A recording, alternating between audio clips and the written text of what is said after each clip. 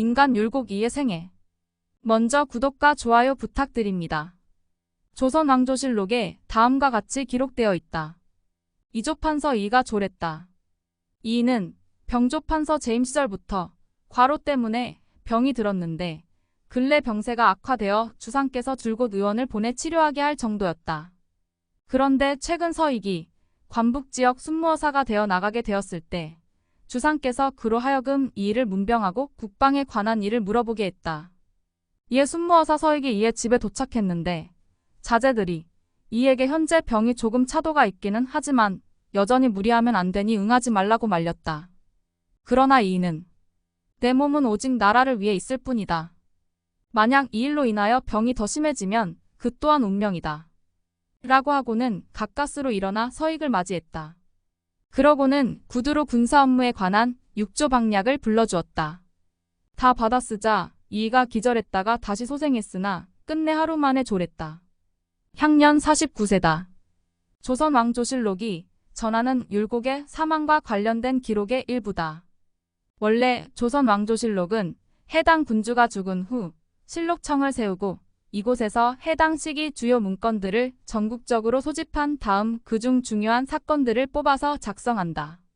그런데 1584년 1월 16일에 닥친 율곡의 죽음을 아직 그가 죽지 않았을 때인 1월 1일자에 기록하고 있는 것을 보면 율곡의 죽음이 새해 첫날의 기사에서 언급할 만큼 그 해의 큰 사건이었음을 의미하며 이는 그만큼 그의 죽음이 당시 중요하게 간주되었음을 의미한다. 전통시대 인물들 가운데 한국 지성사의 이름을 남긴 이들은 대개 장수한 경향이 있다. 70세의 생을 마친 태계 이황, 83세까지 살다간 우암 송시열, 77세의 생을 마감한 화서 이항로 등이 그렇다. 이에 반해 율곡은 중종 31년에 태어나 선조 17년 1월 16일에 삶을 마쳤으니 만 47년의 수를 누렸다. 상대적으로 요절했다고 하겠다. 짧은 생애여서 그랬는지 율곡은 참으로 부지런히 살았다. 끊임없는 지적 추구, 그 결실로서의 저술활동, 그리고 열정적인 정치적 실천, 이 삼박자가 그의 짧은 생을 빈틈없이 채웠다. 율곡은 1536년 음력 12월 26일 강릉부 북평촌 외가에서 이원수와 신사임당의 사남 3녀 중 3남으로 태어났다. 사임당의 태몽에 용이 나타났다 하여 율곡의 아명은 혈룡이었다. 11세 때 우리에게 익숙한 이로 개명했다. 이라는 글자는 청력에 있어서 제일인자 또는 귀한 귀라는 뜻이니 한자식으로 이해하자면 타인의 말을 잘 이해하는 현명한 사람이고 유교식으로 이해하자면 유덕자, 곧 군자이다. 조선시대에는 군주의 정책 결정 행위를 가리켜 흔히 청정이라 했다. 좋은 정치란 최고 권력자가 자신의 의지를 결정하기 전에 남의 말, 특히 신료들의 좋은 건의나 제안을 잘 듣고 수용할 때 실현 가능하다는 유교적 인식이 그것을 청정으로 표현하도록 만들었던 것이다. 예나 지금이나 옳은 말이다. 어쨌든 훌륭한 사람, 훌륭한 정치가가 되라는 부모의 소망이 담긴 이름이 이이다. 율곡의 대표적인 호는 율곡, 석담, 우제 세 가지를 들 수 있다. 율곡은 밤이 많은 동네를 의미하는데 그의 본가고 향마을 경기도 파주시 파평면 율곡리의 이름에서 딴 것이다. 석담은 그의 처가가 있던 해주의 계곡 이름이자 후일 그가 100여 명의 대가족 공동체를 꾸렸던 곳의 지명에서 기인한 것이다. 우제란 어리석은 자의 서제라는 뜻이니 겸손함이 엿보이는 자기 규정의 아우다. 율곡의 자는 수컨이다. 숙은 막내라는 뜻이니 율곡이 셋째 아들인데서 연유한 것이고 헌은 어질다는 뜻과 현인이라는 뜻을 겸하니 율곡의 인격과 학문의 성격을 의미한다고 하겠다. 율곡이 사후 인조 2년 1624년에 국가로부터 받은 시호는 문성이다. 율곡이 도덕과 박문을 겸비하여 문을, 안민과 입정을 이루어 성을 받게 되었다고 한다. 29세 때 대과인 명경과에서 역수책으로 장원 급제한 후 율곡은 실무 핵심직인 호조자랑에 임명되었다. 이때부터 49세 들어서자마자 사망하기까지 그는 20여 년 동안 저술과 관직 활동이라는 두 세계 속에서 헌신적인 삶을 살았다. 동호문답, 만원봉사, 천도책, 성학진요, 경연일기 등의 저술을 남겼으며 호조자랑에서 홍문관직 제학, 성균관 대사성, 이조판서 등 문관 최고직은 물론 국가의 국방과 안전을 책임지는 최고 군사령직인 병조판서까지 역임했다. 다시 말해서 29세 이후에 만 20년이 못 되는 율곡의 여생은 주자학적 유교의 조선화와 그것의 정치적 실천에 헌신적으로 몸 바친 시기였다. 원래 유교나 그 분파학인 주자학의 궁극적인 목표는 정치가로 하여금 유교적 지식과 소양을 연구하고 연마하여 정치적으로 실천하게 하는 것이다. 즉 진정한 유자는 자신이 속한 정치 공동체에서 정도를 통해 자신의 유교적 이상과 포부를 펼칠 때 비로소 소임을 다했다고 할 수 있다. 우리가 기억하는 많은 조선시대 사상가들이 사상가이자 학자일 뿐만 아니라 동시에 관료였던 것은 그 때문이다. 곧 학자와 정치가의 겸직은 조선시대식 지행일치인 것이다. 이조판서가 되어 다시 중앙정계로 돌아온 지 얼마 안 된 48세에 율곡은 병이 들었다. 그는 다시 병조판서직까지 제수되었고 그동안 율곡에 대한 호불호면에서 변덕스러웠던 선조도 율곡에게 절대적인 신임을 보내기 시작했다. 그러나 이제는 부질없는 일, 49세의 문턱을 넘기가 무섭게 율곡은 세상을 떠나고 말았다. 서울 대사동 집에서의 일이다. 죽음 당시의 상황은 조선 왕조실록에 묘사되어 있듯이 북방을 순무하러 가는 서익에게 선조가 특별히 율곡을 방문하여 조언을 듣고 갈 것을 명했고 율곡은 자식들의 만류에도 불구하고 북방 순무사로서 서익이 유념해야 할 육조 방략을 다 불러준 후 숨을 거두었다. 율곡의 죽음이 전해지자 선조는 크게 통곡하고 3일 동안 조회를 폐지했으며 장례를 후하게 치르도록 지원했다.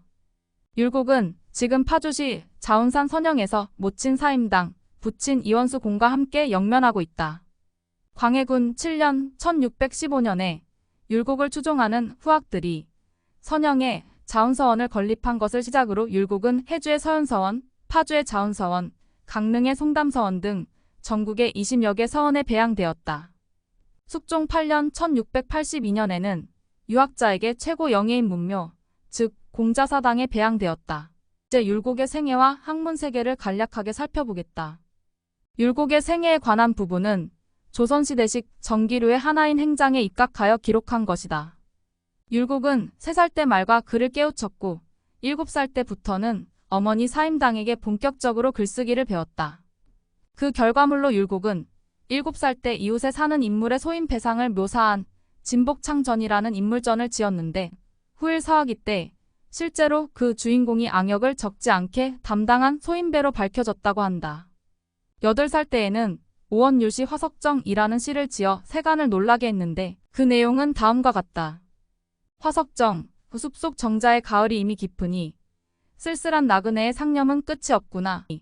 멀리 물길은 푸른 하늘과 닿아 있고 설이 맞은 단풍은 붉은 해를 향하고 있네. 산은 외로운 둥근 딸을 토해내고 강은 만리의 바람을 머금었다네. 변방의 저 기러기 어디로 가는지 울음소리가 저무는 구름 속으로 끊어지누나. 율곡과 사임당의 관계는 서로 독실하게 자애로운 어머니와 효도하는 아들의 관계였을 뿐만 아니라 학문을 가르치면서 서로 성장하는 사제 관계이기도 했다. 그것도 일반적인 사제 관계가 아니라 평생의 정신적 스승과 제자 관계였다. 그래서 율곡이 16세 때 맞이한 사임당의 죽음은 그로 하여금 커다란 정신적 방황을 겪게 했다. 그는 3년 상을 마친 뒤 1년간 봉은사, 금강산 등 절로 산으로 헤매는 생활을 하고 나서야 제자리로 돌아올 수 있었는데 이것은 율곡의 생애를 통틀어 거의 처음이자 마지막 방황이었다. 한편 이때의 불교 사찰 방문은 후일 그가 관직 생활을 할 때 반대파들이 두고두고 그의 파직을 주장하는 데 빌미가 되기도 했다. 13세부터 29세까지의 율곡의 삶은 과거 시험을 즐기는 삶이었다고 해도 과언이 아니다. 남들의 경우 평균 30세에 늦게는 40세에야 겨우 한 번 어렵게 등과하는데 율곡은 13세 때 진사 초시에 장원 급제한 이래 무려 9번이나 장원 급제를 했기 때문이다. 심지어 29세 때는 한 해의 생원시, 진사시, 그리고 대과까지 급제하는 등 3차례나 등과했다. 이러한 과거 시험에서의 장원 급제 이력으로 인해 그는 구도장원이라는 별칭도 가지고 있다. 그렇다고 그가 과거 시험 지상주의자였던 것은 아니다. 동호문답에 제시되었던 그의 주장과 같이 그는 인재 등용을 과거 시험 출신자에 한정하는 것은 문제가 있다고 하면서 올바른 인사를 등용하기 위해서는 과거 시험 출신자가 아닌 이들 중에서도 덕망과 능력을 갖춘 이를 추천받아 요직에 임용해야 한다고 강조했다. 율곡의 관직 생활. 율곡은 오늘날의 재무부 실무직에 해당하는 호조자랑을 시작으로 관직 생활 초년이라고 할 수 있는 4, 5년 사이에 예조자랑, 사관원 정원, 사원부 지평, 성균관 직강, 이조자랑 등을 두루 역임했다. 호조, 예조, 이조자랑은 각각 국가 재정예법 인사 문제를 담당하는 실무직이고 정원 지평은 국왕이나 관료들의 부정과 비리를 간쟁하고 탄핵하는 실무직이며 직강은 조선 최고의 학문가 문장을 관장하는 실무직이다. 또한 그는 선조 1년인 33세 때에 서장관 자격으로 명나라에 다녀옴으로써 공식적인 외교 업무를 수행하는 경험뿐만 아니라 새로운 해외 문물을 접하는 기회도 누릴 수 있었다. 명나라에 다녀온 직후에는 홍문관 교리를 역임했다. 바로 이때 사가독서의 영광을 누리게 되는데 이 연구 휴가의 결과물이 바로 동호문답이다. 율곡이 중앙직에만 있었던 것은 아니다. 36세인 1571년대에 민생을 직접 접하기 위해 청주 목사에 부임했으며 3년 후인 39세 때 다시 황해도 해주 목사에 부임하기도 했다. 지방관 시절 그의 민생에 대한 높은 관심은 특히 향약의 강구 실시로 나타났다. 청주 목사 시절 그는 서원향약을 지어 청주목 백성들을 상대로 직접 향약을 시도했고 해주 목사 시절에도 지난번 향약을 보완하여 해주향약을 작성하고 직접 실천했는데 이 향약은 후일 조선 향약의 표본 중에 하나가 되었다. 또한 그는 기타 여러 가지 민생 관련 정책들을 직접 개혁하여 해당 지역에 망설이지 않고 실시하기도 했다. 당시 그가 직접 실시했던 개혁책들 가운데 하나는 동호문답의 구체적인 대안의 예로 제시되기도 했다. 그 정도로 그의 개혁책은 모범적이고 성공적이었다. 40세를 전후한 시기부터 임종 전까지 10년 동안은 율곡이 형식적으로는 중앙의 요직을 두루 역임함으로써 정치가로서 무언가 이룰 수 있을 듯 하면서도 결국은 성사시키지 못한 안타까운 시기였다. 이 시기에 율곡은 일단 홍문관 직제학, 사관원 대사관, 사원부 대사원 등 국가의 언론과 학문을 책임지는 부서의 최고 수장직에서부터 국가의 문무 인사권 전체를 관할하는 이조판석, 병조판서직까지 고루 역임하는 등 외향적으로는 국가로부터 중용된 듯한 인상을 준다. 그러나 그 이면을 들여다보면 꼭 그렇지만은 않음을 알 수 있다. 임용된 지 얼마 안 되어 다른 자리로 이직되거나 반대하는 사람들로부터 탄핵을 당하는 등의 이유로 율곡 스스로 사직하거나 하여 실제로는 그 자신의 정치적 소신과 포부를 제대로 실천할 기회가 없었다.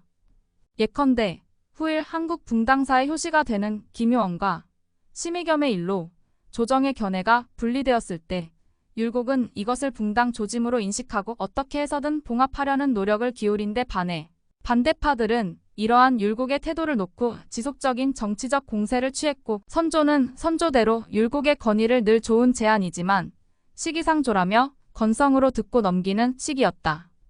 이에 율곡은 이러한 정치적 환경에 실망하여 사직했다가 그래도 유자의 사명감에서 발로된 미련을 버리지 못하고 다시 출사하는 등 사직과 출사를 반복했던 것이다.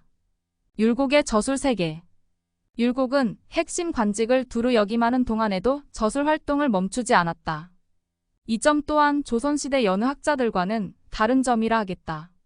물론 조선시대가 기본적으로 유학자들이 정치를 하는 지식인 지배 체제였기 때문에 우리가 알만한 정치가들은 누구나 유교 지식인이었고 따라서 문집 한두 건쯤 남기지 않은 정치가가 없다. 하지만 우리가 이름을 들어 알만한 저술을 남김으로써 조선시대 지성계나 학계를 대표하는 학자들은 대체로 제야에 머무르며 학문 활동에 종사하거나 그렇지 않으면 유배 시기에 지적 작업을 수행했던 사람들이다. 태계가 주로 한직으로 돌면서 학문 활동을 병행했다면 성우 이익은 관직 생활에 대한 미련을 접고 제야 생활로 일관했으며 다산정 양용은 유배 시기의 대표적인 저술들을 집필했던 것이다. 그만큼 훌륭한 정치가로서의 삶과 훌륭한 학자로서의 삶을 병행한다는 것은 쉽지 않다는 말일 게다.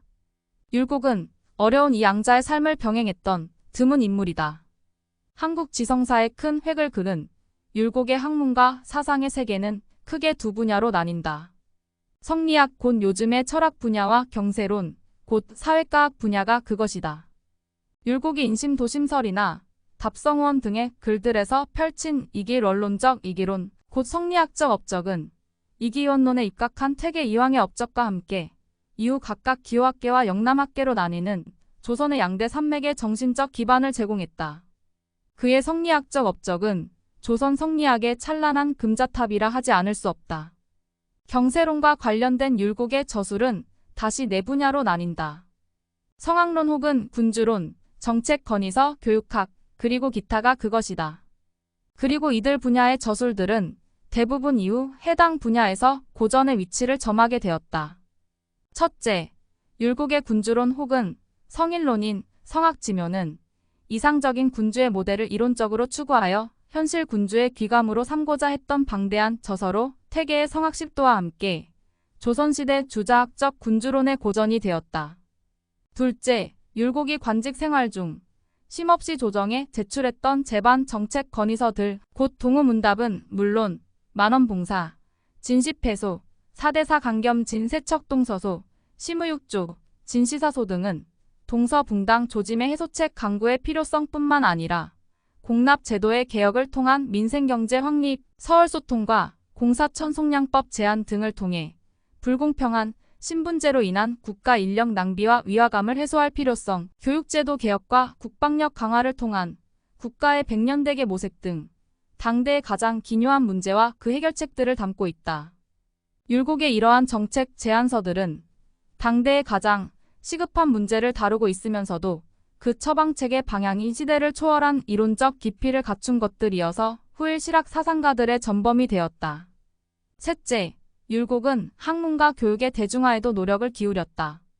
즉 그는 사서오경언해를 편찬하여 사서오경의 한글화를 시도했는데 이는 기본적으로 유교 및 주자학의 대중화를 도모한 것이라 할 수 있다. 또한 그는 학교 모범을 지어 구체적인 학교제도 개혁안을 제출했고 경목요결과 소학집주 등을 저술하여 아동교육에도 깊이 있는 대안과 해석을 제시했다. 마지막으로 율곡이 45세 되던 해에 지은 기자실기와 다음 해에 완성한 경연일기를 언급하지 않을 수 없다.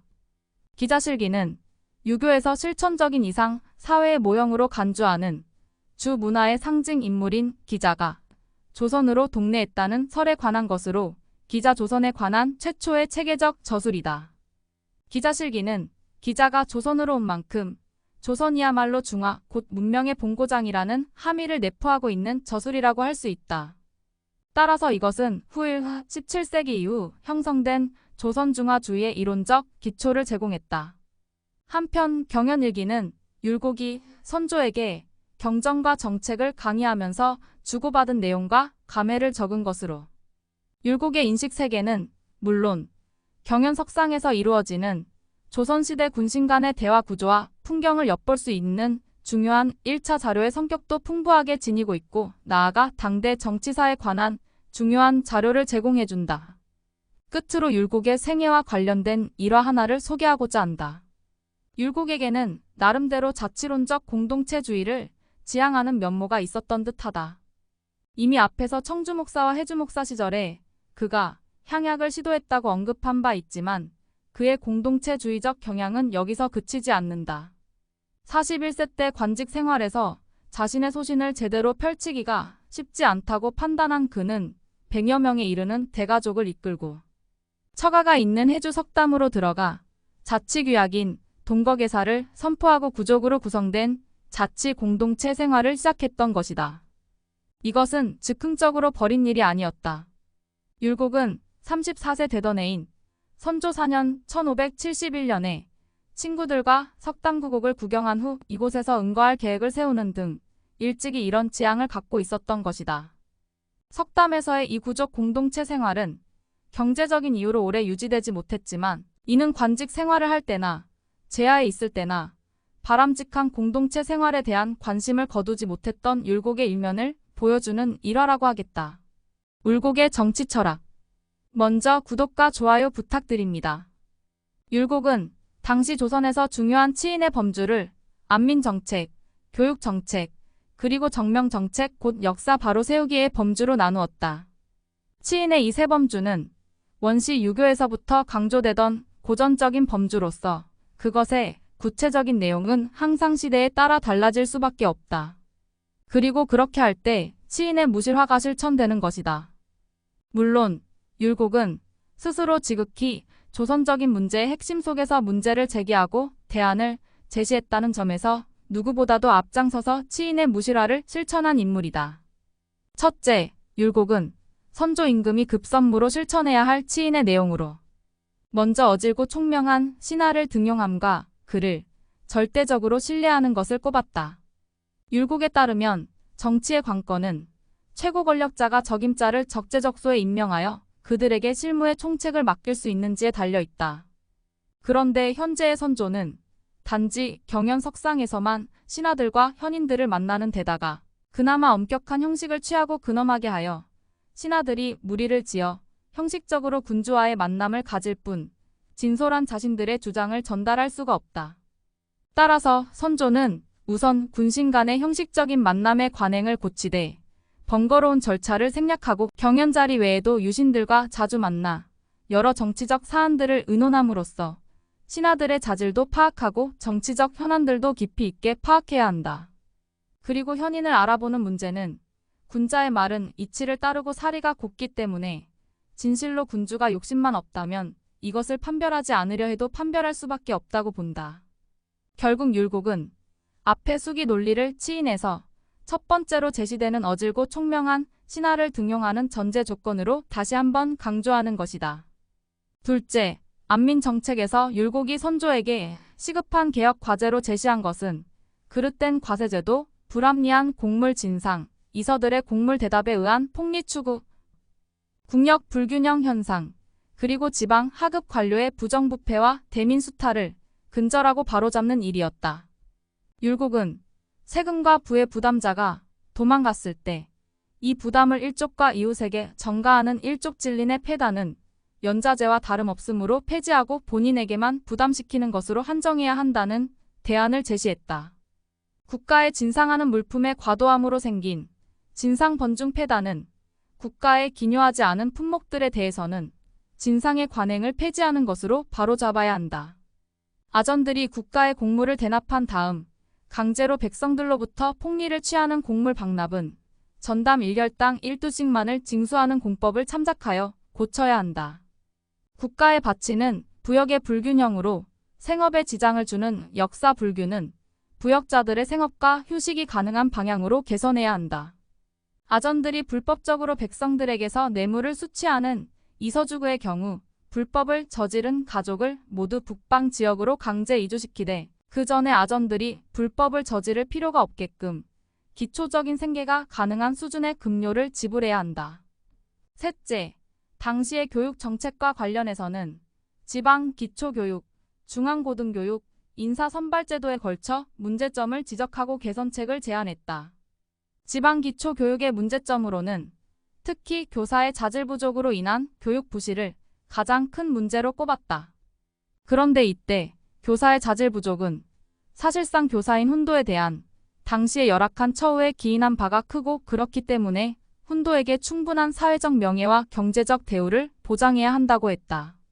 중앙고등교육의 상징인 성균관의 경우 학문이 무엇인지도 모르고 영리만 추구하는 원생들의 경향이 가장 고질적인 문제인데 이를 바로잡기 위해서는 한편으로는 원생을 선발할 때 문장력 위주로 선발하는 방식을 수정하여 도덕적 인품도 평가 항목에 넣어야 하며 원생의 평가에 있어서도 식당 출결을 기준으로 하는 원점 제도를 개선해야 한다. 마지막으로 인재 등용 제도는 과거 시험에만 의존할 것이 아니라 학행과 덕행이 뛰어난 자에 대해서는 별도의 등용 기회를 마련해주고 과거 시험에서도 중앙의 인물들만이 아니라 지방의 인물들도 고루 선발될 수 있도록 배려해야 한다. 또한 나이가 많은데도 재주가 미치지 못하는 유생이나 엄유들은 도태시켜 군대에 충원시켜야 한다. 넷째, 치인 차원에서 율곡이 선조에게 마지막으로 제안하는 구체적인 무실 정책은 정명으로 그릇된 위사공신 명칭과 관작을 삭제삭탈해야 한다는 것을 말한다. 즉 을사사화의 주역들인 정순붕, 윤원영, 이기, 임백령, 허자 등이 사사로운 욕심으로 사직을 위기에 빠뜨려 위로는 조종의 영혼이 불안하고 아래로는 조야가 분통에 빠지는 일을 저질렀음에도 스스로를 공신이라 칭하고 지금까지 그 명칭과 지위가 존재하는 폐단을 바로 잡아야 한다는 것이다. 율곡은 충신들이 역적이라고 배척되고 간신의 괴수가 공신으로 기록되는 상황에서는 어떤 일도 도모할 수 없다고 본다. 따라서 먼저 죄인들의 죄를 폭로하고 공신직과 관작을 삭탈하는 한편 죄 없는 사람들을 모두 사면하여 정명해야 한다고 주장한다. 이것이야말로 유신 정치가 시작되는 길이다. 즉 율곡은 역사 바로잡기 혹은 과거사 청산을 제안했던 것이다. 정명은 모든 명칭의 사회적 가치 배분을 위한 언어적 약속을 의미하는 것으로 질서의 기초다. 그렇기 때문에 공자 역시 정치를 하게 되면 무엇부터 하겠느냐는 제자 자로의 질문에 반드시 정명부터 하겠다고 답하고서 이름이 바르지 않으면 말이 따를 곳이 없다. 말이 따르지 못하면 일이 이루어지지 못한다. 일이 이루어지지 못하면 예약제도가 흥기하지 못한다. 예약제도가 흥기하지 못하면 형벌이 공정하지 못하다. 형벌이 공정하지 못하면 백성이 수족을 둘 곳이 없다라고 말했던 것이다. 선조와 율곡과의 관계. 율곡은 왕도 정치의 조건으로 성군과 진유가 만나는 경우와 군주가 스스로 성군은 못되더라도 진유를 등용하여 정치를 맡기는 경우 이렇게 두 가지 경우를 들었다. 어느 경우든 결국은 진유의 등용을 강조하는 것이다. 즉 어질고 총명한 사람을 등용함과 그 신하에 대한 절대적 신임을 강조하는 것이다. 그리고 여기에는 율곡 자신에 대한 선조의 등용과 절대적 신임을 당부하려는 의도가 깔려 있음을 이미 말한 바 있다. 율곡의 구상이 성공하려면 선조가 그를 절대적으로 신임하고 그의 정책 제안을 전폭적으로 수용해야 하기 때문이다. 당시 군주 선조와 신하 율곡의 관계는 실제로 어떠했는가? 율곡의 관직 생활 거의 대부분을 그리고 선조의 재위 전반기 대부분을 함께했던 두 사람의 관계는 서로에 대해 매우 복잡하고도 미묘한 이중적인 감정을 내포한 관계였다고 할 수 있다. 앞에서 본 율곡 사망 기사나 율곡 말년의 관직 이력을 평면적으로만 보면 선조가 율곡을 아끼고 신임했던 것처럼 생각하기 쉽다. 그러나 양자의 관계는 애증이 교차하는 복잡한 관계였다. 율곡에 대한 선조의 감정은 양가적인 것을 넘어 변덕스럽다고 해야 할 정도였다. 선조는 대체로 학문이 뛰어나고 현인이라는 평판을 받는 인물들을 등용하여 수기와 치인에 관한 말을 듣고 싶어 했고 또 실제로 즐겨 들었지만 이들의 건의를 실천하려 하지는 않았다. 율곡에 대해서도 예외가 아니었다. 선조가 볼 때 율곡은 크게 등용할 만한 사람이지만 언론이 너무 과격한 인물이었다. 선조가 율곡이 바친 동우문답을 읽고 한나라 문제에 대해 율곡과 주고받은 대화가 있는데 이때 선조는 문제를 자포자기한 군주라고 묘사한 것에 대해 질문하고 율곡은 한 문제가 능력이 되는데도 그 능력에 맞는 이상을 갖지 않았기 때문이라고 대답했다. 이 대화의 후속 부분을 경연일기의 내용을 중심으로 더 소개하면 율곡에 대한 선조의 감정의 일면을 알 수 있다. 이때 선조는 재반박하기를 한 문제가 고도를 회복하지 못한 것은 경적도 불에 타 없어지고 현명한 신하도 없었기 때문으로 이것은 문제의 잘못이 아니라고 했다. 그러자 율곡은 문제는 큰 뜻이 없어 매번 저급한 논의만 좋다 했으니 문헌이 있었더라도 어찌할 수 없었을 것이라고 단언했다.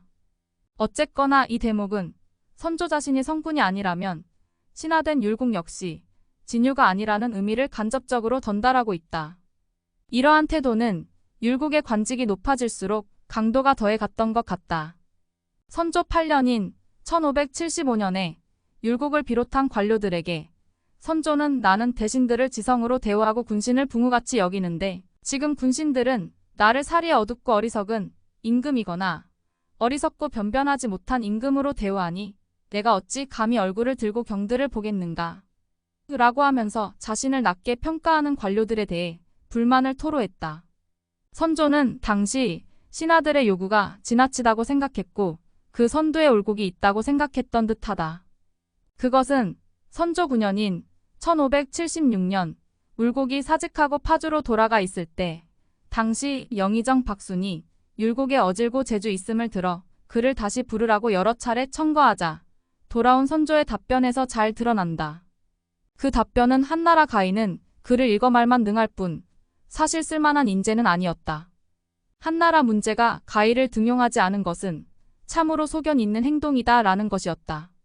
전반적으로 율곡이 선조에게 선조의 구체적인 행위에 그릇된 점을 논박하는 경우가 많아 선조가 이에 대해 못마땅해 하거나 분노하는 경우가 적지 않았지만 시간이 지나면서 선조가 자신의 뜻을 거두거나 율곡의 뜻을 따르는 경우 역시 적지 않았다. 또한 신하들 사이에 갈등이 있어 율곡이 탄핵을 받을 때도 선조가 율곡을 두둔하는 경우가 적지 않았다. 그러나 선조는 율곡의 근본적인 정책 제안에 대해서는 시기상조라 하며 대체로 취하지 않았다. 그것은 선조 11년 1578년에 자신을 대사관에 임명하고 부르는 선조에게 율곡이 전하께서 만일 저를 쓸 수 있는지를 아시려면 저에게 치사를 먼저 물어보신 후 신의 말을 쓰실 수 없으시면 원하옵건대 다시는 저를 부르지 마시옵소서라고 한 데서도 잘 드러난다. 선조에 대한 율곡의 감정 역시 양가적이었다. 이는 동호문답에도 잘 나타나 있다. 즉 율곡은 선조에 대해 한편으로는 왕도 정치를 이룰 수 있는 자질을 지닌 성스럽고 밝은 군주라고도 하면서도 다른 한편으로는 선조가 경연에서조차 신하들을 줄지어 나아갔다가 때 지어 들어오게 하는 식으로 형식적으로만 대할 뿐 진심으로 면면의 총에 대해 평가할 의사가 없음을 질책했던 것이다. 다른 자료, 특히 군신이 직접 대면하여 서로의 생각을 주고받는 모습이 묘사된 경연일기의 기록은 더욱 적나라하다. 동호문답을 제출하기 7개월여 전인 선조 2년 2월에 그는 주상이 처음 즉위해서는 매우 영명하여 온 나라가 성덕의 성취를 바랐는데 얼마 되지 않아 세속적인 말들이 날마다 군주 앞에서 떠들어서 주상의 생각도 이미 세속의 소견에 젖었다. 그리하여 이왕이 경연에서의 건의나 상소를 통해 매번 주상에게 성현의 학문으로 권면해도 주상은 대답만 잘할 뿐 실행하지 않는다라고 적고 있다.